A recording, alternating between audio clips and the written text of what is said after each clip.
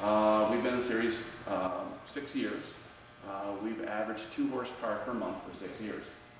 That's how we get to 150 horsepower. Okay, so it's hard not fought, right? Yeah, and sometimes you'll do something and you're not even sure it really went up because the dyno varies about 2 to 4 horsepower. So you do like 30 or 40 runs. You say, gee, the average of these 30 or 40 runs is 2 horsepower better than the average of the last 30 or 40 runs I did. And gee, I hope the motor hasn't warmed since then, so it negated that, so I couldn't tell, which has happened once or twice. So gee, then you want to pull a fresh motor on and do 30 or 40 more runs.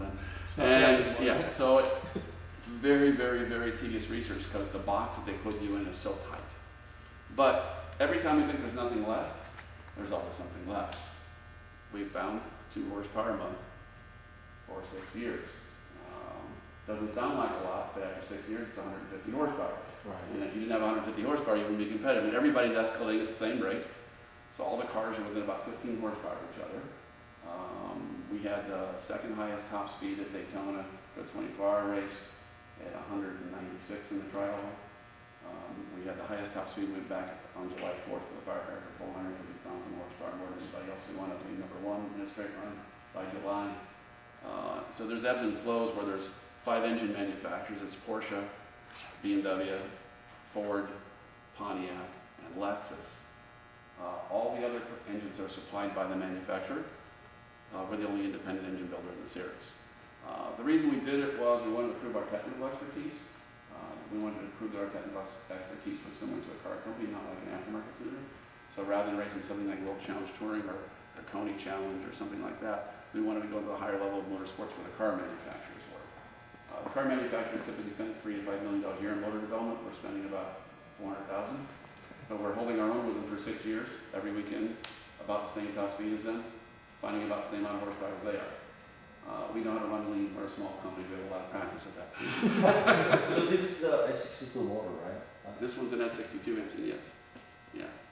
Now, Steve, after the race, like NASCAR, do they take their engine and take it apart? Yeah. Yeah. We get the engine pulled 2 or 3 times a year, and they put on a dynamometer and actually test the engine for power. So they want to see where everybody is. They actually tune the ignition timing and the fuel mixture on the dyno to make sure you're not retarded timing to high horsepower. And then they tear the thing down and measure it and they give it back to you in a box. Sweet. Thanks for your help. We ship in the boxes back to California because they're in Charlotte, and then we build it back together here. Yeah. The tech is, you can't just put cheater parts in the motor. That's not going to fly. You have to do it the hard way. And they know it, but NASCAR calls it horsepower creep.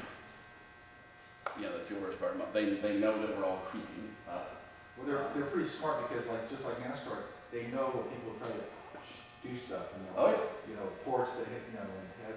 Well, all racers do, right? It's our job, right? Our job is to get away with what we can get away with, and their job is to catch us, right? That's the game. Anyway, so we're also doing a Ferrari development project. One of our racing teams is the owner of the team, a very wealthy man who loves Ferraris. He's racing a BMW this year. He's one of the cars that finished 3rd at Watkins Glen this weekend. He wants to build a Ferrari race car, so he's contracted us to do Ferrari development. So Dinan currently owns, or I own, 6 businesses. We have 3 car repair shops. If anybody lives near it, we just do routine maintenance on BMWs, brake jobs, that sort of thing. I own one high-performance parts manufacturing company, which you're all familiar with because of the road tests and the car magazines. I own an engine software development company, which you're probably all aware of too, because of the software for the twin turbo 335s and things like that. And I own a racing engine shop. A racing engine shop doesn't necessarily just build racing engines.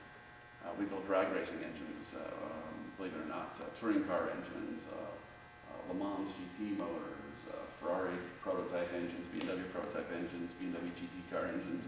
Basically, if somebody comes to us with a bag of money and says, we want to race a motor, we give them an estimate. If they're willing to pay it, then we make a race engine. Racing engine development is not cheap. Like I said, it's $20,000 to $40,000 a month. Then it costs about another $250,000 a month to rebuild them and keep them, a year to keep them running. So you're going to spend $600,000 a year on a series racing program, to find that kind of power.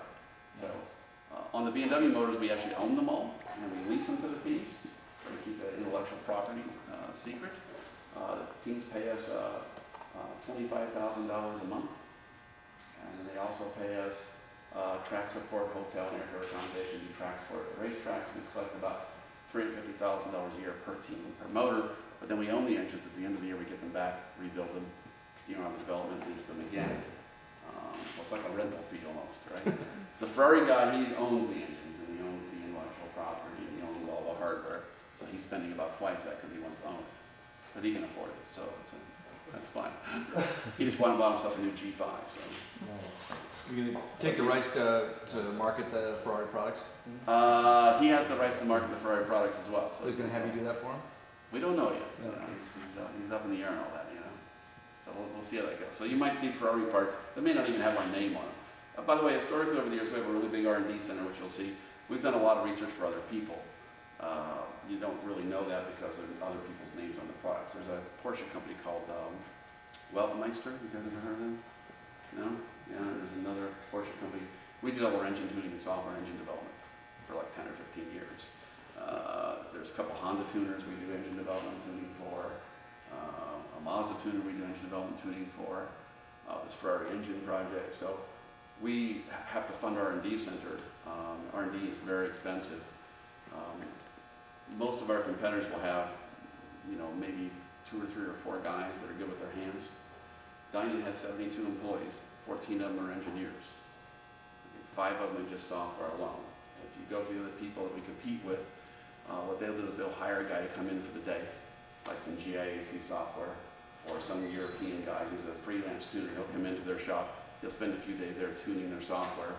They'll charge him a licensing fee, he'll leave, he'll go on to the next tuner again. Okay, Dinan doesn't operate that way. Dinan does all its own research, Dinan does all its work in-house. We have 5 people full-time, actually going to 8 by the end of the year, because the software's gotten so complicated in the cars. We don't have a competitor that even has 1 full-time guy, much less 8 or 5. So what that does, that gives us the ability to get to the market for everybody else, which is why we're a year and a half on 335 software for everybody else. Everybody else is using piggyback boxes. Gives us the ability to understand the software better. Gives us the ability to make it more reliable. Gives us the ability to make the emissions legal at 8 times the cost of everybody else. Okay, so our 5 times the cost. So luckily we have a lot more volume than everybody else. That's why we can afford to do that. Our volume is larger than all the rest of the tuners combined, so we can amortize that R&D costs over more units and help keep the price down. Okay, it's a balancing act for us. We don't want to do it the other way. Majority of the tuning market is you go to Barola and you buy a muffler or Super Sprint. You go to Eibach and you buy springs, and you go to Bilstein and you buy shocks, and you drive around and say, boy, I like that combination. You put it in the box and you call it your suspension kit. Dinan designs its own springs, has them wound by a computer wire bender. Dinan designs its own bars, has them bent. Dinan hires a rubber company to make its own sway bar bushings. We take Coney shock absorbers, we revalve them. I'll show you a shock manual where we do it. We do all of our own development, all of our own final assembly. We don't sell anything off the shelf that anybody else makes other than maybe tires, supercharger compressor itself. There's like 3 or 4 parts we actually buy. And everything else is designed and built in the company. So this makes our R&D and our manufacturing costs a lot higher.